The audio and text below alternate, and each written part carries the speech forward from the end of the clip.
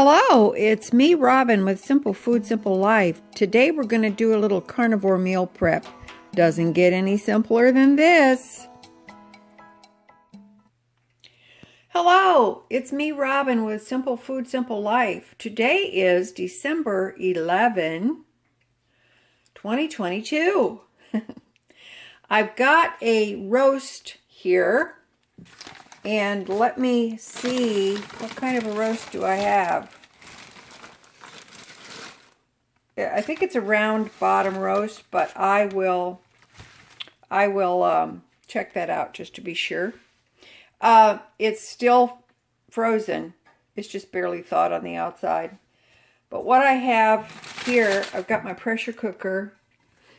I am melting some beef tallow right here. And I'm going to brown this roast, and I'm actually going to do it in the pressure cooker. I was going to do it in the crock pot, and I thought, you know what? I think I'm just going to do it in the pressure cooker.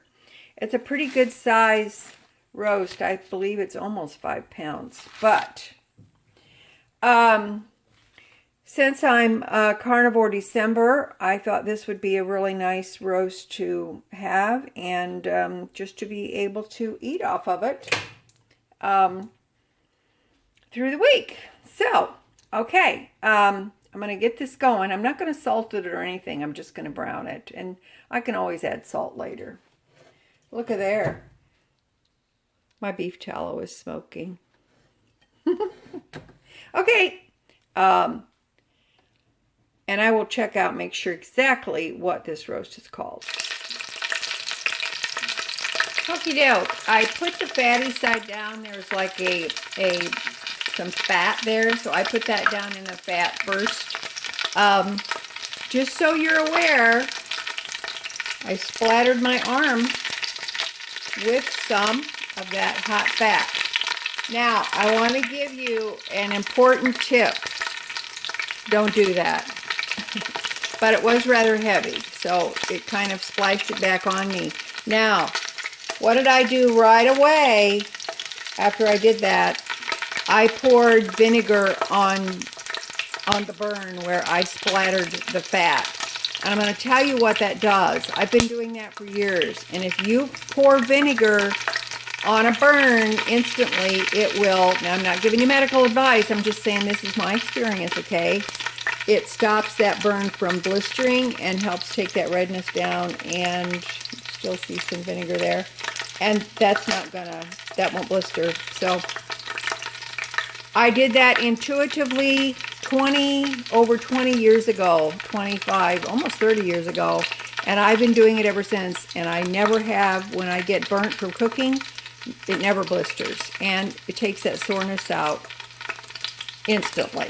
Okay, so that's it. I'm going to brown this up and I'll be back. Alright, I have browned it on all the sides, of course, except for the end, because you know that's awkward. And I salted the meat. Now I'm going to put the lid on and bring it up to pressure, and because this is kind of heavy and it's still frozen, I think I'm going to do this for 20 minutes and then check it and see where we're at.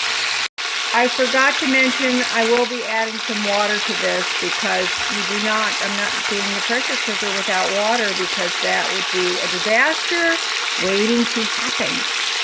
Okie doke, I put 4 cups of water in this, and of course that brought the temperature down, so on goes the lid. All right, let's see what happens. I've got it on high right now, but I will be turning it down once my little rocker here starts to move, and then I'll bring it down so that I don't want to lose too much of the liquid that's in there, of course. And the higher it is, the more steam escapes. So we'll see what happens. If you want to see my arm?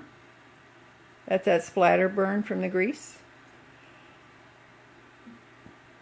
It looks pretty good, and it just tingles a little bit. It doesn't really hurt. So vinegar, I'm just saying. Okay, I put this on 25 minutes. I stabbed it in the center here, and it is really solid in the center, which indicates to me that it is still frozen. Okay, so I'm going to put the lid back on. I'm going to start the pressure cooking process again, and I'm going to do it for another 15 minutes. Okay, and just so you know, this is a boneless beef rump roast, just under 5 pounds. I put this on another 20 minutes, and as you can see, I've stabbed it. It's firm and bloody in the center, and that is fine with me. So I'm going to take this out, because I would rather have it undercooked than overcooked, because I will be able to do more with it throughout the week. So awesome. Now I'm got it in this container here, and here's what is left of the liquid that I put in there, which was initially just water. And what is that? That looks like, oh, that's a nice little piece of fat there. So what I'm going to do is I'm going to let this, the meat set. I'm going to let this cool off, or cool down a little bit. And then I'm going to pour it in here. Okay. So I've got my lid here. When everything cools down and comes to room temperature, then I'll pop the lid on and I will put it in the refrigerator. I can slice off what I need, do with it what I want to throughout the week, and that is basically my carnivore meal prep for the week. All right, listen, that's it. I love you guys. You know I do. And as always, little is much when God is in it. All right, I'll talk to you later. Bye-bye.